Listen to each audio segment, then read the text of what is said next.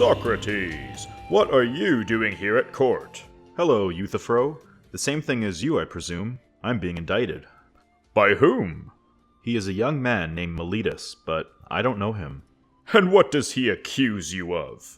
Well, it seems to me that he has apprehended a matter so important that he finds it necessary to bring me to court.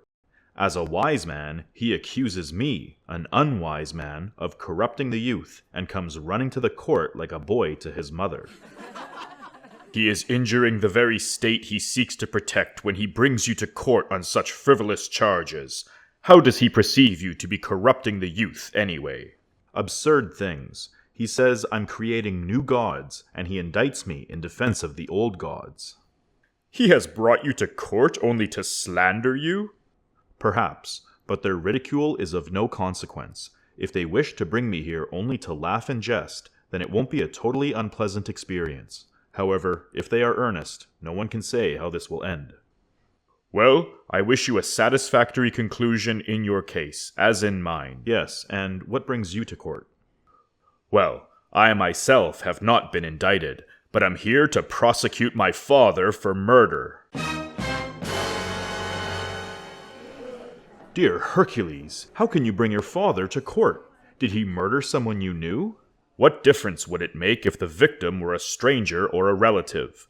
My family opposes me in prosecuting my father, but the courts will determine whether his actions were justified or not. Well, look, I hired a man to work on our farm. One night he got drunk, started a fight with our house slave, and butchered him. So my father tied the drunkard up and threw him in a ditch, where he died of hunger and exposure to the cold. Some say my father is a murderer.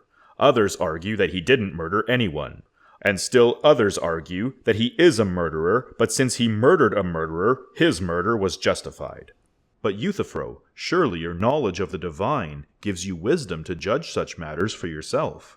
I am only one man, with partial knowledge and judgment, as any other man. No, Euthyphro, you are exceedingly wise. In fact, I should inform Miletus that I am your pupil, and perhaps that way he will see that I am being more careful in adopting the knowledge of wise men. And if he should bring me to court, perhaps he should also bring my teacher to court.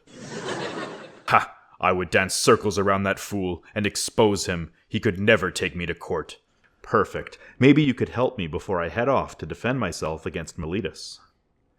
Tell me, wise Euthyphro, what is the difference between holiness and unholiness? Oh, Socrates, holiness is what I'm doing now, taking wrongdoers to court. Unholiness would be not to prosecute a wrongdoer. Even the great Zeus, the most just of all the gods, put his father in bonds and mutilated him for his crimes of wickedly devouring the children. The main reason I'm being prosecuted here today is because I find such stories about the gods hard to accept. I confess, I do not know all the stories or their nuanced interpretations. But be honest, Euthyphro, do you really believe that happened, or that Zeus was a mortal being?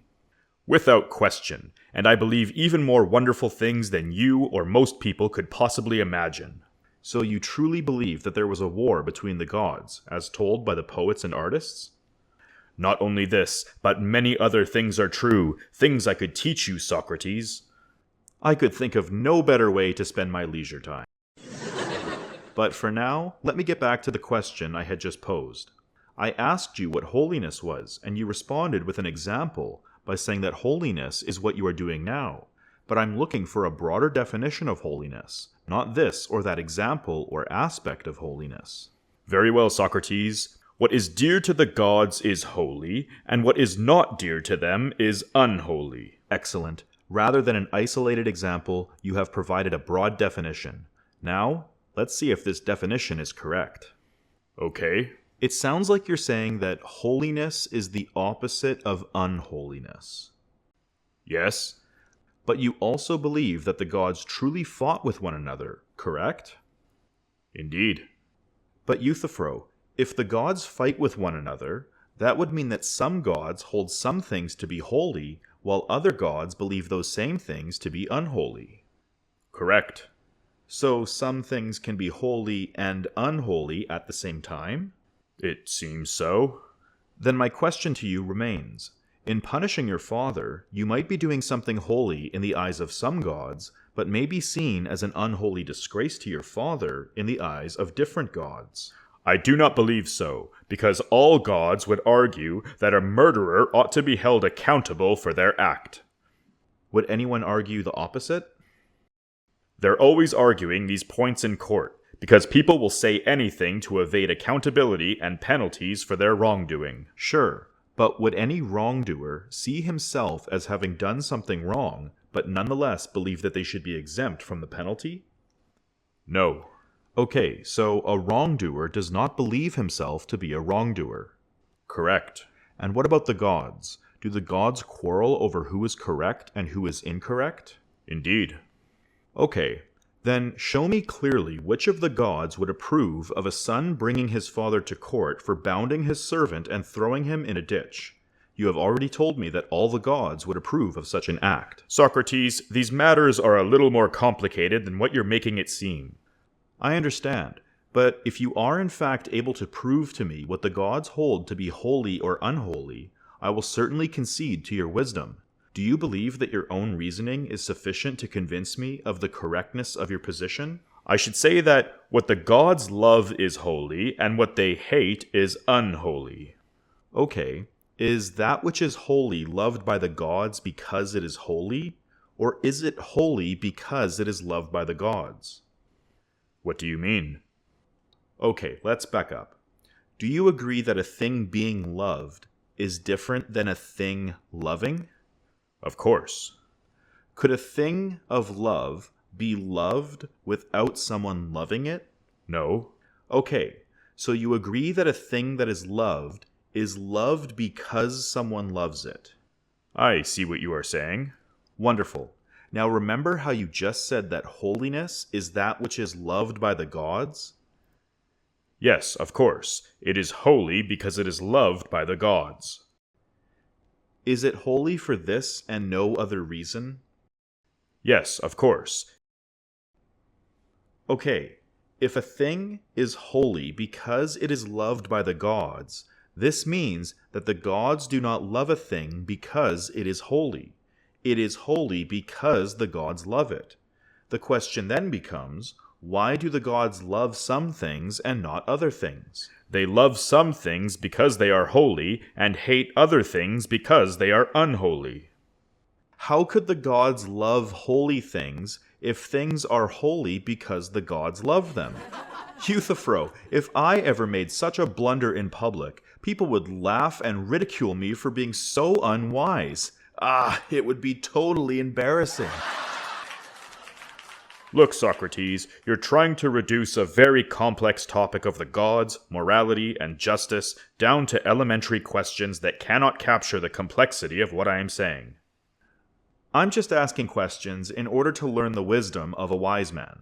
I need clarification on these issues. I make my own statements, but you twist them and move them around in such a way as to give motion to your own ideas, not mine. Alas, I am even more clever than my sculptor ancestors, who gave movement to their own works, but never to the works of others. But I would still like to inquire further. Tell me, Euthyphro, is all that is holy also right? Sure, I don't really follow. Ha! Your youth and your wealth are less a sign of wisdom than indolence. Okay, let me break this down. All thumbs are fingers, but not all fingers are thumbs, correct?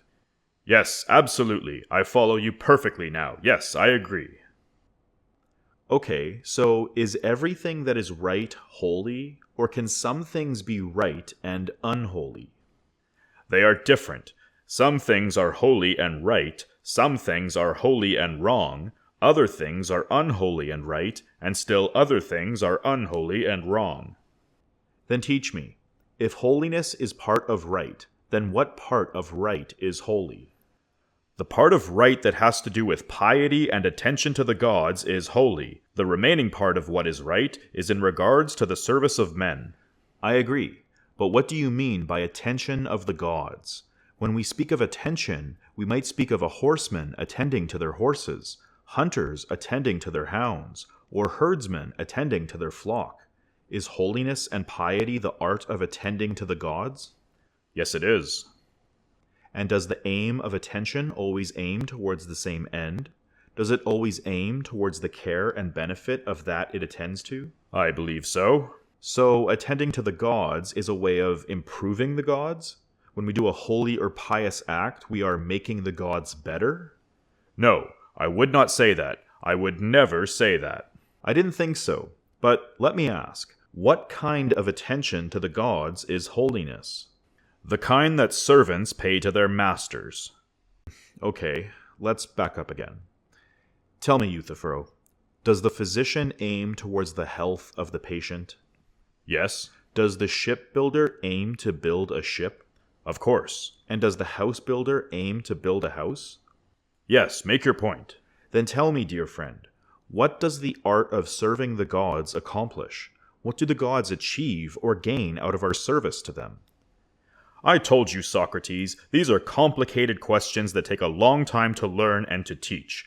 It would require an extraordinary amount of time and detail for me to relay these ideas to you. All I can simply say is that when people do and say things that are gratifying to the gods, it brings salvation to individual families and states. When the opposite of what is gratifying is said and done, it destroys everything. Well, Euthyphro, if you cannot be brief and somewhat simplistic about things, there is no way of instructing me, and it will be impossible for me to learn from you. But, as things are, I, the questioner, have followed the questioned into where he leads, and let me therefore ask you, is holiness the science of sacrifice and prayer? Yes, So holiness is the science of giving to and asking from the gods. exactly. So holiness is the act of barter? If you want to call it that. I don't want to call it anything but what it is. The holy person gives sacrifice to the gods and asks through prayer in return for their services. What I am asking is, what advantage do the gods derive from our gifts to them? Honor, praise, and gratitude. So, what you're saying is that holiness is gratifying, but not advantageous to or precious to the gods. It is precious to the gods above all. Holiness is that which is precious to the gods. Okay, Euthyphro, this conversation seems to be going in circles. Do you not see how that brings us right back to where we started? You keep suggesting that holiness is different things. What is dear to the gods, what is loved by the gods, what is right by the gods, sacrifice to the gods. And now you're saying what is precious to the gods. Were we correct earlier and wrong now, or wrong earlier and correct now? We are correct now. Okay, then once again, I am asking you, please, dear Euthyphro, let me in on your knowledge regarding what is holy. I, Socrates, an unwise man, am defenseless without your knowledge and must know what is holy. You're kind of being annoying, and I've got to go. But trust me, Socrates, I'd love to do this again sometime. Hope your trial goes well. No, you can't leave. I need your sheer and utter brilliance to defend myself against Miletus. I was reaching the peak of my optimism towards the end of our discussion. I thought you were really onto something there, Euthyphro. You are truly gifted in your wisdom of divine matters. Perhaps if I had such knowledge, I would live a better life. Farewell, brilliant Euthyphro.